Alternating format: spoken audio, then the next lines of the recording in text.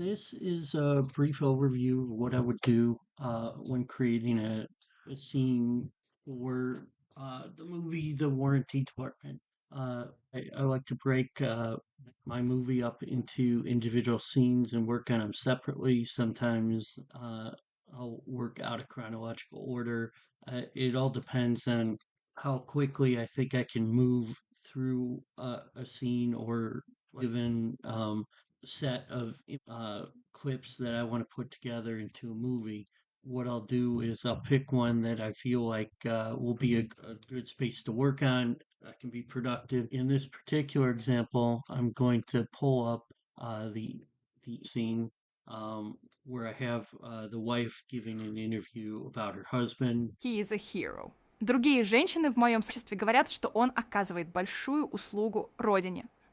Uh, so what's going on here is she's giving an emotionally charged interview about how she feels about her husband going out and doing his dangerous job. So I knew that I had to really try to nail the emotional aspect. So I usually start out by going to either Flux or Midjourney. I think I tried Midjourney first, and nothing was speaking to me, so I tried Flux, and I went with a prompt of a woman giving an interview. Russian woman, she's upset and she's holding a handkerchief and crying. I got a few different choices. I refined it a little bit more. Again, I was just looking to see what spoke to me. This one, I think, was the set that came out the best, in my opinion. I did try a few others, but I eventually went with this one right here, which you see in the final product here. From there, I took that and brought it over to Kling, and I animated it. I gave a description of a very emotional interview with Barbara Walters just to set up that idea that it's a two-person interview in a room where they're having an emotional discussion.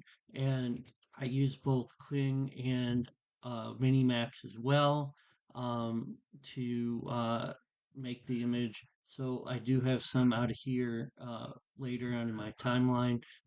What I did from this point is I really wanted to do a lot of instances where I would see what emotion that I could tweak out of the AI software for the AI actress. Once I got a good set of clips where she was emoting well, and you can see there's multiple different clips where she's showing emotion and some where she's crying, etc. I went to 11 Labs, and I think 11 Labs is a very important part of the process. If you can get good performance, I would say, like for example, we're looking at the settings here. Uh, we've got our clip that we're playing. Говоря с эмоциональной точки зрения. Then wailing. Говоря, I worry. Oh, that he won't come home. So the way I was able to do that is you want to really bring down the stability. I usually work near zero. The similarity, that's up to you. That really doesn't matter.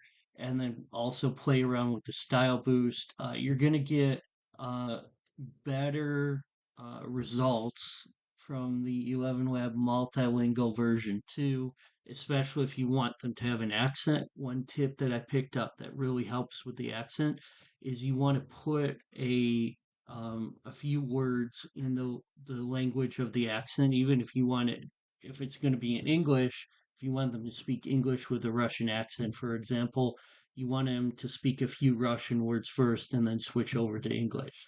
That's going to produce a better overall performance. Really, you want to keep trying until you get a really good emotional performance where they're really performing well to your script. Then what you do is you take that audio performance, you go back through your clips, and you kind of chop up your clips and make a real clear effort to try to match up the body language and the emotional responses, or the kind of um, emotional feeling that the AI character is producing with the audio, in the sense that you want the emotions to read similarly. Like when someone is upset, you also want to see upset on screen. One of the places where people often fail with sort of generating realistic AI dialogue, especially if they're using AI voices, is that they'll put the clip of the voice in, but they won't look at what the body language is doing at the same time. So you could have a great performance, but if the performance doesn't tie to what you're actually seeing on the screen, it's going to become uncanny and people aren't going to like it. So sometimes that requires chopping up your clips a little bit more than you like, but the end result is better in my opinion. For example, Who wouldn't? section Охота right на here, роботов была в she's его семье на talking, протяжении but then she поколений, leans but in, he only knows to do and this. the Иногда action where я... she says, but he only knows to do this. You want to time the audio with when the actress is finishing her body language. Then, when you're happy with that, you haven't done anything yet for um, the lip syncing. So what you want to do at that point is you want to take your finished video where you've linked all your clips together, and you want to send that back through and have it lip sync to the appropriate spot. Um, when I do this, I'll either use Face Fusion is a good tool. There's another tool out there called LipDub, which does an excellent job. If you can get the audio properly into uh, Kling AI, I think you have to use Kling Video in order to do Kling Lip Sync. I could be wrong on that, but uh, Kling does a very good job with lip sync as well. So all those are good options. You add the lip sync, and then you bring it back in here, and then that's your final piece here. Hopefully, this was helpful, informative about how you can uh, improve creating an emotional scene using AI for your short film.